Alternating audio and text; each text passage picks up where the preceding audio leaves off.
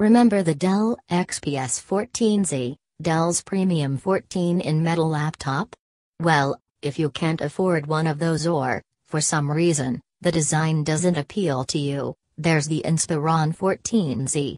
Essentially a more wallet-friendly, chunky and ordinary version of its slim designer sibling, this Inspiron still brings some of the Z chic to the table, largely thanks to its mostly brushed aluminium chassis and clean lines.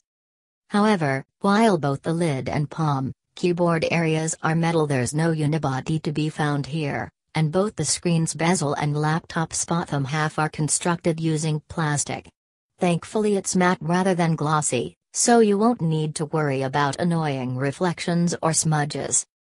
And there are advantages to the less premium build. Obviously starting price is a lot lower, with the Inspiron 14Z available from £530 where the XPS 14Z starts at £700. You can choose the color of the lid, black as default or red for £10 extra. The wider chassis allows for dedicated navigation keys, and the battery is interchangeable so you can carry a spare. You do lose out on niceties like the backlit keyboard though, and while the screen is the same glossy 14-in, 1366 by 768 affair as the XPS, you only get Intel's integrated graphics to feed it. Other specs are also a little more limited, with up to Core i5 instead of i7, the same 8GB of RAM, and a 750GB hard drive as your top option compared to a 256GB SSD on the XPS 14Z.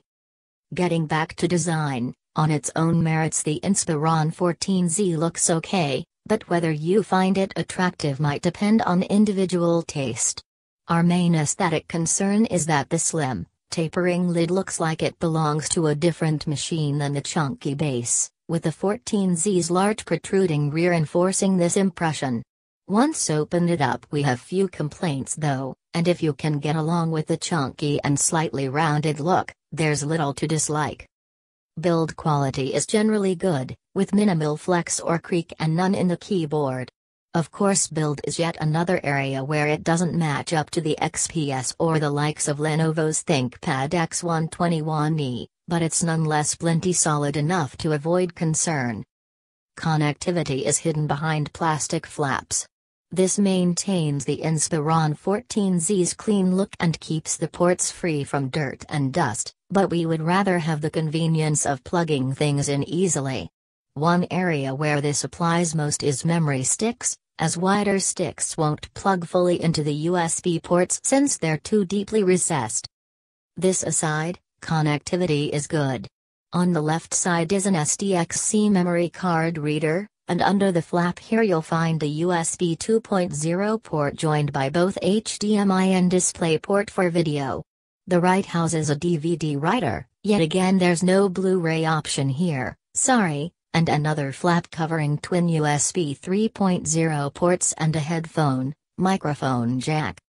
The Gigabit Ethernet port is hidden behind a rubber, hinged bung at the rear, and of course Wi-Fi N and Bluetooth are also part of the package. It's also worth mentioning that the webcam is HD, as this isn't quite guaranteed on all laptops yet. Dell has plenty of experience designing chiclet keyboards and the typing experience offered by the Inspiron 14Z is nice for what is still a fairly modestly priced machine. Keyboard layout is good, with just the right amount of spacing between the matte keys. Feedback is also decent, with adequate travel and a nicely defined click. While it's no match for the desktop-like quality of Lenovo's ThinkPad range, we'd happily use it for hours of word processing. Our only real complaint is that the spacebar can be a little difficult to hit as it's recessed and very close to the palm rest's edge. The touchpad is a little small but not so much as to affect usability. What's more, the surface is really nice under your fingers and it's accurate and sensitive. However, the otherwise responsive and well-positioned buttons are incredibly stiff. This doesn't make them difficult to use per se, but they're not quite as effortless to tap as we'd like. It's a real shame to see a flaw this obvious slipping into what should be a well-worn design, with it sharing many elements with the long-running XPS range. Unfortunately, We found the Inspiron 14Z's 14-inch screen to be significantly worse than that found on the XPS 14Z, despite sharing what appears to be the same DNA and 1366 by 768 resolution. Viewing angles are equally mediocre, but we came across artifacts unbanding here. Black levels were the worst offender, with subtle shadow details simply invisible. In fact, the display nearly failed to distinguish the fourth darkest shade on our grayscale test, which is the poorest performance we've seen in years.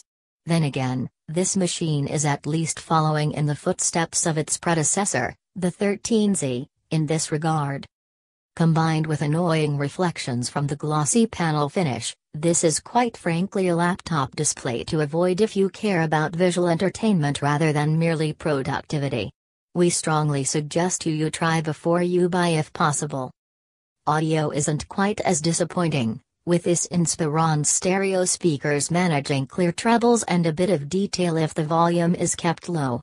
However, turn things up and you're looking at, or rather, hearing, some noticeable distortion, while bass rarely progresses far past tinny. In other words, headphones are not necessary but still strongly recommended.